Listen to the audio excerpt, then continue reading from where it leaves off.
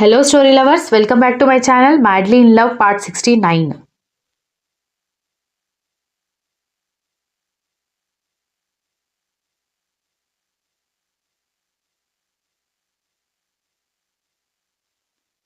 కర్ణ సూటిగా చూడ్డంతో అతనితో కలిసి మ్యాన్షన్లో ఉన్న రోజులు జ్ఞాపకం చేసుకుంది. అవన్నీ గుర్తురాగానే స్థిర నిర్ణయానికి వచ్చి నాకు అర్థమైంది. మీకు నేను ఎలా ఉంటే నచ్చుతుందో నాకు అర్థమైంది. అలా నేను ఉంటాను అంది.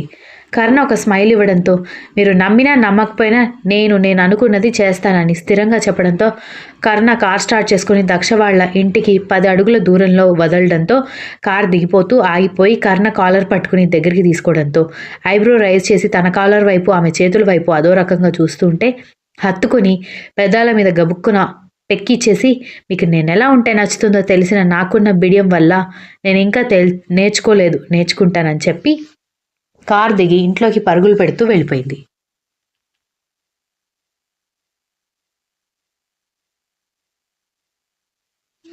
కర్ణ కార్ వెనక్కి తీసుకుని వెళ్ళిపోవడంతో దక్ష నవ్వుతూ ఇంట్లోకి వచ్చేసరికి ఇదేంటి వెళ్ళేటప్పుడు ఏడుపు మొహం వేసుకుంది, వచ్చేటప్పుడు తెగ హుషారుగా ఉంది, ఏదో చేసి వచ్చింది అని సౌజన్య అనుకుంటూ ఆడపడుచు వైపు అనుమానంగా చూస్తూ ఉంటే సౌజన్యాన్ని పట్టించుకోకుండా దక్ష గదిలోకి వెళ్తుంటే దక్ష ఆగు అన్న నారాయణ పిలుపుకి ఆగి తండ్రి వైపు చూస్తే ఉదయ్ లోపలికి రాకుండానే వెళ్ళిపోయాడా అని అడిగాడు.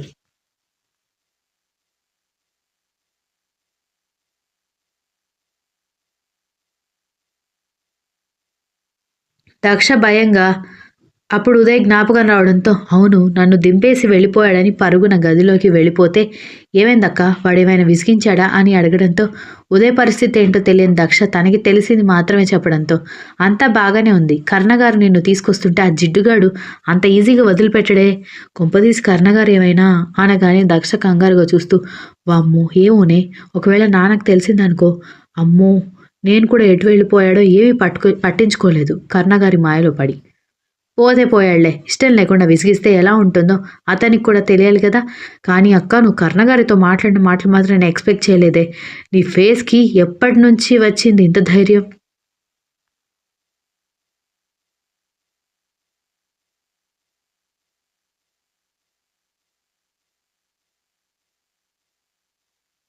చెల్లెలి మాటలకి కోపంగా చూస్తూ అంటే ఏంటి నీ ఉద్దేశం, నేను అంత పిరికిదాన్నా అని అడగడంతో అబ్బా ఎంత బాగా అడుగుతున్నావే, పిరికిదాన్నా కాదు, నాకు అసలు ధైర్యం ఉందా అని అడగాలి.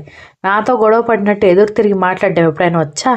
అంతెందుకు అన్నయ్య కాస్త అప్డేట్ అయ్యి సౌజన్య వదినికి బుద్ధి చెప్తున్నాడు కానీ నిన్ను అన్ని మాటలు అంటున్న బావగారు ఇచ్చిన ఐస్ క్రీమ్ డబ్బా లాక్కోవడానికి ట్రై చేస్తున్నా నోరు మూసుకుని మూగ దయ్యంలాగా నిలబడ్డావు కానీ నోరు తెరిచావా అసలు అంది.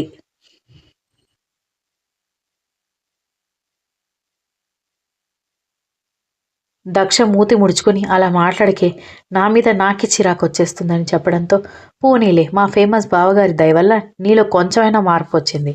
దక్ష నవ్వుతూ కర్ణ అందమైన మొహాన్ని గుర్తు చేసుకుంటూ నిజమే, ఆయన వల్ల నేను మనసున్న ఆడపిల్లలని గుర్తొచ్చింది, నాకు ప్రేమించే మనిషి కావాలని అర్థమైంది, నాకు కూడా ప్రేమించే హక్కు ఉంటుందని తెలిసేలా చేశారని అనగానే అబ్బో చాలా మాటలు నేర్చుకున్నావే అంటూ రక్ష చెక్కిలి గింతలు పెడుతూ ఉంటే నవ్వుతూ బెడ్ మీద పడిపోయింది దక్ష.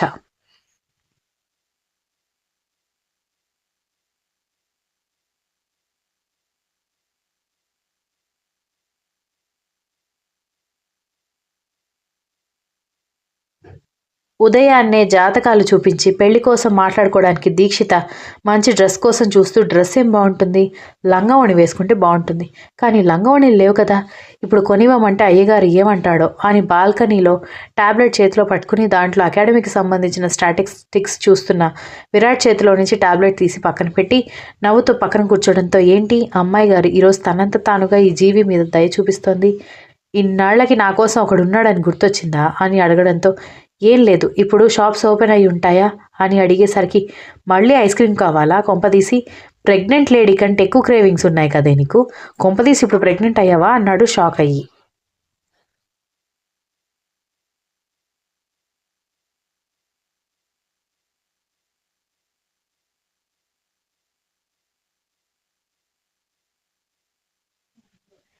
నీ మొహం, ఎప్పుడో 3 ఏళ్ల క్రితమే మనం విడిపోతే ఇప్పుడు ప్రెగ్నెంట్ అవుతారా ఎవరైనా అంటూ దీక్షిత విరాట్ తల మీద కొట్టడంతో, అయితే నువ్వు ప్రెగ్నెంట్ కాదా, అనవసరంగా ఆశలు పెంచుకున్నాను అన్న విరాట్ వైపు కోపంగా చూస్తూ, పిచ్చి పిచ్చి వేషాలు వేయకు, పెళ్ళయ్యే వరకు కాస్త రాముడు మంచి బాలు టైప్లో ఉండు. అయినా ఇప్పుడు ఆలోచిస్తుంటే అనిపిస్తుంది, నాకు గతం గుర్తు లేదని నీకు తెలియదు సరే, కానీ ఇన్ని రోజులు నువ్వు వేసిన పిచ్చి వేషాలు అన్నీ నేను గమనిస్తూనే ఉన్నానని విరాట్ జుట్టు చెరిపేసింది.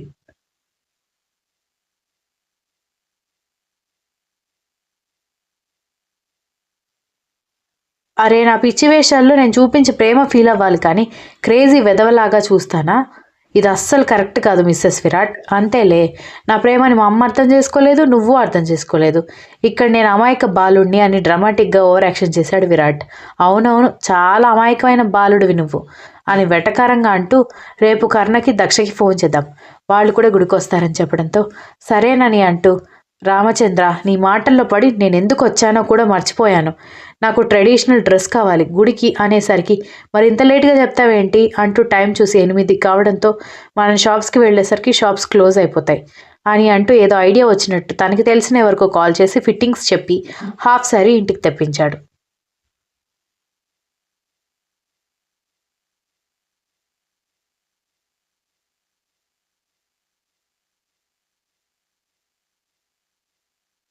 ఆ హాఫ్ సారీ వైపు చూస్తూ ఎలా అని అడిగింది ఆశ్చర్యంగా. హే, నాకు చాలా బట్టల బ్రాండ్స్తో కొలాబరేషన్ ఉంటుంది కదా అని చెప్పడంతో, నిజమే కదా, ఫిట్టింగ్స్ అంత పర్ఫెక్ట్గా ఎలా వచ్చాయి అని విరాట్ వైపు చూసేసరికి విరాట్ సైడ్ స్మైల్ ఇవ్వడంతో, నువ్వు మారో అంటూ, క్వాలిటీ కూడా చాలా బాగుంది అనగానే, నీ గురించి ప్రేమగా దగ్గరుండి తెప్పించాను, మరి నాకు ఏదైనా గిఫ్ట్ ఇవ్వచ్చు కదా, నీకోసం ఒక ప్రాణి ఇంతలా తల్లడిల్లిపోతోంది, ఇంతలా తాపత్రయపడుతుంటే ఏదైనా ఒక గిఫ్ట్ ఇవ్వాలి కదా అని అన్నాడు. సిగ్గులేదు నీకు అంటూ పిల్లో విరాట్ మొహం మీదకి విసిరేసి నవ్వుకుంది దీక్షిత.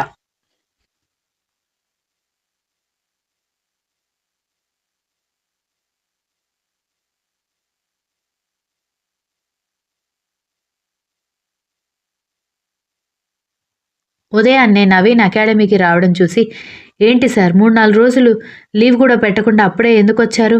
పెయిన్స్ తగ్గిపోయాయా అని నిన్న హెల్ప్ చేసిన వాళ్ళు అడగడంతో, లీవ్ కోసం ట్రై చేశాను కానీ మన మేడం సంగతి తెలుసు కదా, లీవ్ ఇవ్వలేదని నవ్వాడు నవీన్. అందరూ లోపలే సంగవిని తిట్టుకుంటూ ఉంటే సంగవి తన ఆఫీస్ రూమ్ నుంచి బయటకొస్తూ నవీన్కి కనిపించింది.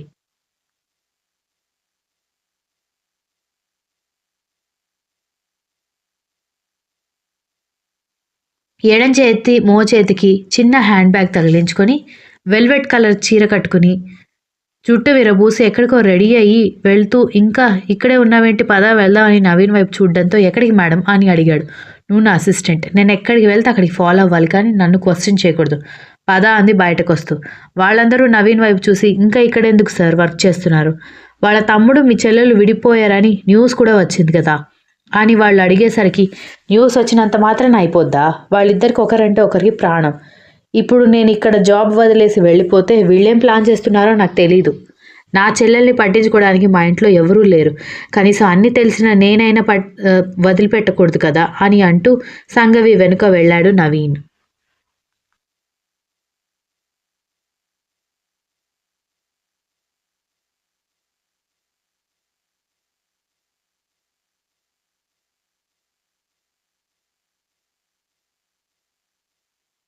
సంగవి వెనుక కూర్చుంటే నవీన్ డ్రైవర్ పక్కన కూర్చున్నాడు.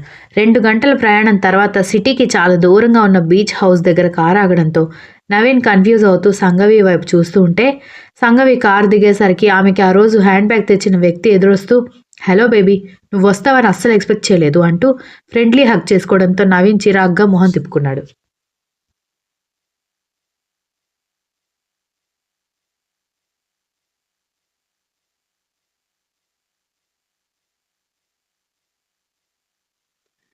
మీరు అసలు మా ప్రపోజల్కి ఓకే చెప్తారా అని మేము అనుకోలేదు, మరి మీ పాపను అడిగారా, మా అబ్బాయిని పెళ్లి చేసుకోవడం ఇష్టమా కాదా అని ఎదురుగా ఉన్న వ్యక్తి వాళ్ళని ప్రశ్నించడంతో శాంభవి మోహన్ రామ ఒకరి మొహం ఒకరు చూసుకుని, మా అమ్మాయికి మేము ఎంత చెప్తే అంతేనండి అన్నారు.